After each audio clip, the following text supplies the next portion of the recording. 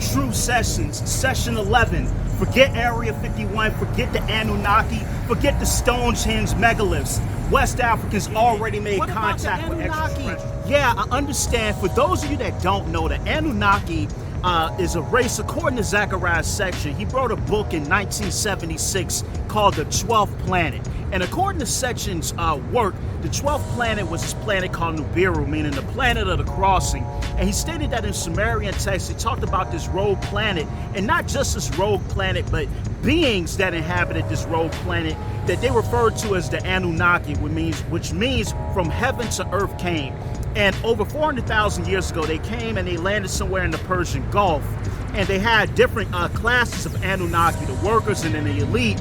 And according to Sitchins, and his research based upon the Sumerian texts, the working class, they rebelled against the elite. The elite thus needed a slave class, so they took their genetics and mixed them with early hominids such as Homo erectus, and this is the creation of humans. And also, according to Sitchins, this story of the Annunaki provides the inspiration for the flood mythos and the mythos for the Adam and Eve story. But that's not what I want to get into. Nor do I want to talk about Eric Van Doniken's Chariots of the Gods. I know people are going to talk about, well, what about Quetzalcoatl amongst the Aztecs? And what about Kukulkan Khan amongst the Maya? They were said to be extraterrestrials that came down and bestowed knowledge onto mankind. Cool. But we never look at it from the African perspective. Africa, in the Bandiagara cliffs of Mali, in a very remote region of Mali, there lives a people called the Dogon.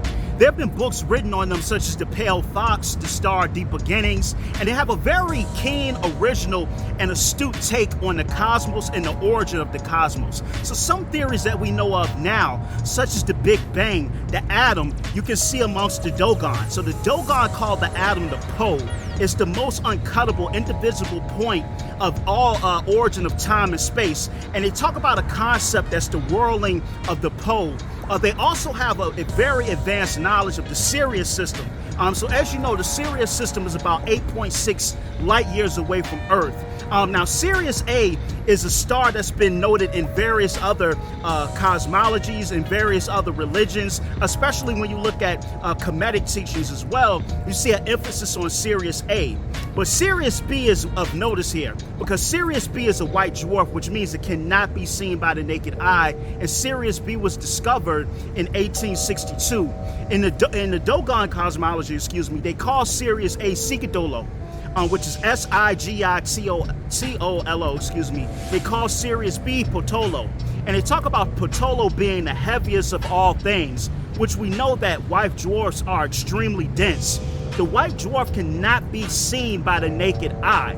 And the Dogon, according to their history, they have had this knowledge for over 700 years, while we just discovered Sirius B in the 1860s. So what makes this even more remarkable when we talk about Quetzalcoatl and Kukulkan Khan and the Anunnaki and extraterrestrials coming down, even the Izulu, they talk about being given knowledge from beings from the stars, is that the Dogon said that the Numos, beings from the Sirius system, came down and gave them advanced knowledge. We're going to point to extraterrestrials actually coming down from somewhere out there in the cosmos here and bestowing knowledge on the people. I think the Dogon have the best evidence because, one, this story goes back over 700 years, and over hundreds of years ago, people were talking about the same ideas about the atom or the pole or Sigitolo, Sirius A, Potolo, Sirius B in their history. So we want to make a case for it.